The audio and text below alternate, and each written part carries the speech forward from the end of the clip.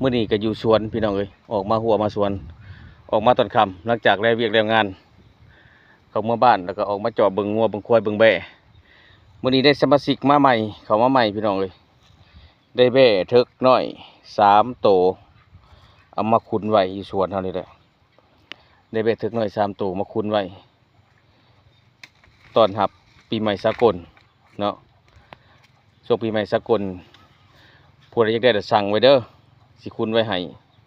สิคุณไว้ถานี่มาใหม่มีแต่บักเทิกคำเลยนี่คำต้นๆเลย โดยเฉพาะบักสีขาวนะกับตัวนี้นี่พอดีเป็นกลิ่นพี่น้องไอ้สมนี่ฮะแต่ว่าเอายังบ่ได้เอาออกสมนี่ยังเขายังคุณไว้สักก่อนเด้อคุณไว้ให้พี่ให้น้องเขาแหละอีกทีหนึ่ง2 ทีกับพอดีเพราะว่าหาเขามามื้อเช้านี่เนาะคุณไปเดี๋ยวพักกันไปใช้คอกแม่คอกเด้อ